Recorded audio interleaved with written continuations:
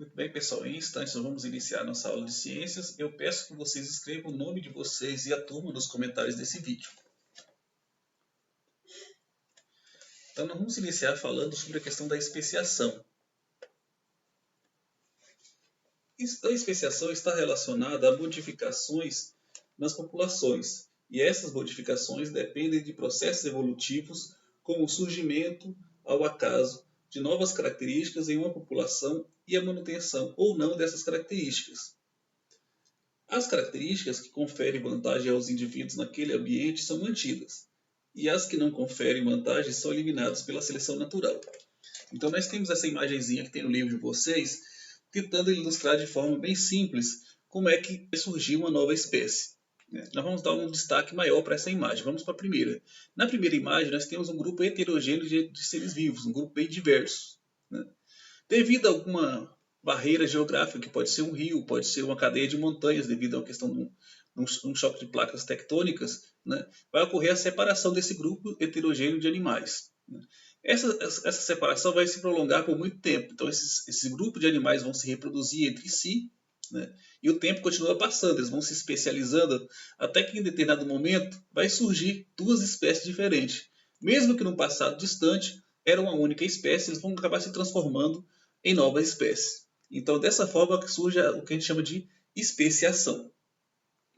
Nesse gráfico que a gente chama de cladograma, também mostra o que acontece com isso. Nós temos a espécie A indicada aqui no topo e a espécie B aqui no outro lado do topo. E no centro, a separação da população ancestral. Então, ele está indicando que aqui nesse momento era uma população só e que essa população se separou e foi dando origem a duas novas espécies. Para isso acontecer, depende de tempo. O tempo tem que ser bem longo, não ocorre de uma hora para outra. Entendeu? Interpretando relações evolutivas. Então, esses gráficos podem ser representados dessa forma também. Eu tenho aqui três espécies representadas por grupo A, grupo B, grupo C. E eu quero saber qual é a origem desse grupo. Então, por meio desse gráfico que eu consigo interpretar isso. Por exemplo, nesse primeiro ponto azul indica que o grupo A, B e C formavam uma única espécie. A partir desse ponto, surgiu o grupo A. Depois de muito tempo, novamente, essa espécie deu origem a duas novas espécies, que é o grupo B e o grupo C. Então, esses pontos são os momentos em que ocorreu a separação, ou seja, a diferenciação dessas espécies. É claro que isso também ocorre com o passar de muito tempo, não é de uma hora para outra. Então, é uma outra forma de exemplificar isso. Níveis hierárquicos da classificação, ou seja, como é que são classificados os seres vivos nas ciências. Quem propôs isso é um senhor chamado Linneu, no ano de 1735. Linneu era adepto da ideia de que as espécies não mudam ao longo do tempo, fixismo, e assim seu sistema de classificação, apesar de muito eficiente, não considerava as ideias de evolução dos seres vivos. Em seu modelo, Linneu criou um sistema de hierarquia que permitia a classificação dos seres vivos segundo a semelhança entre os organismos. Então, essa classificação ela vinha do grupo mais geral para o grupo mais específico. Por exemplo, aqui nós temos reino, é um grupo mais geral que vai se subdividir em filos. Esses filos vão se subdividir em classe, essas classes vão se subdividir em ordem, a ordem se subdivide em família, a família se subdivide em gênero, até chegar ao nosso último grupo, que é a espécie. Aqui nós temos uma outra imagem que tem no livro de vocês, exemplificando isso, mostrando um desenho dos animais. Gênero, aquele grupo, reino, aquele grupo maior, tem bastante animal. Ele se subdivide em filo, então um grupo mais específico, vai diminuindo um pouquinho a quantidade de animais. Depois vem classe, reduz mais um pouco. Depois vem ordem, depois vem família, depois gênero, e lá na espécie vai sobrar só um. Então é uma forma de classificar que foi feita em 1700 que é aplicada até hoje com algumas pequenas mudanças. Mas o princípio é utilizado até hoje. Nomenclatura biológica, como é que se nomeia os seres vivos? Cada cultura, cada grupo de seres humanos dá nome para os animais que ele conhece, que ele avista. Às vezes, mesmo que ele não conheça, ele avistou, ele dá um nome. Então esse nome pode variar de um lugar para outro. Por isso que o nome, que ali está escrito nome popular. Então, a população pode dar esse nome e esse nome pode variar. O nome científico já é diferente do nome popular. Ele não pode variar. O mesmo nome que vale para Alto Alegre, para Rondônia, para o Brasil, tem que valer para o mundo inteiro.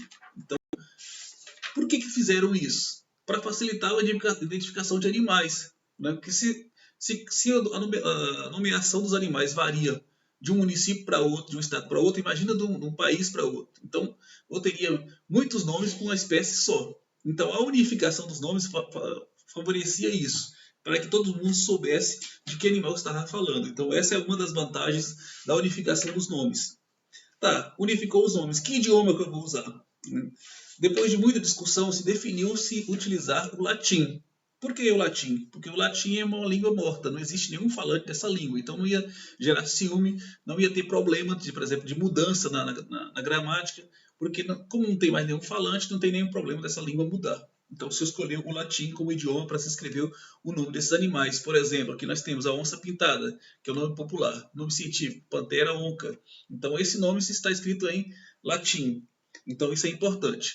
Uma outra questão é que os nomes dos animais, o nome científico deve ser duplo, deve ter dois nomes. O primeiro indica o gênero e o segundo o nome específico.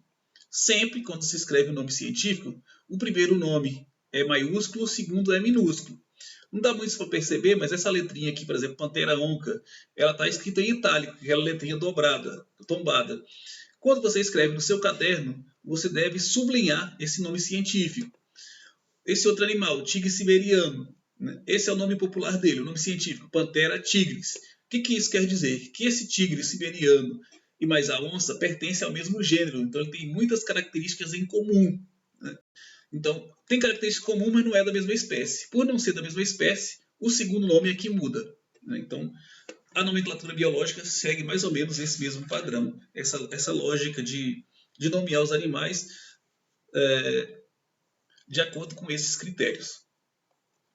Tem duas atividades para vocês fazerem. Né? Primeiramente, o ideal é que vocês leiam o texto da página 50 até 53. Depois, realizar os exercícios da página 56, a pergunta número 7. O exercício da página 57, o exercício número 9. Depois que respondeu no caderno, tirar foto e enviar nesse link que está sendo mostrado aqui, que eu vou enviar o link depois no grupo para vocês. Aqui eu separei uma imagem para exemplificar para vocês. Essa aqui é a questão 7. O que vocês vão copiar é só essas duas perguntinhas aqui embaixo. O enunciado de cima não precisa. E da 9 a mesma coisa. Né? Tem esse enunciado em cima, não precisa. É só essas letrinhas aqui embaixo. Você vai colocar 9, A e B. A 7 da mesma forma. 7, A e B. E copiar as perguntinhas lá de baixo. Tá? Aí eu aguardo a envio da resposta por vocês. E é isso.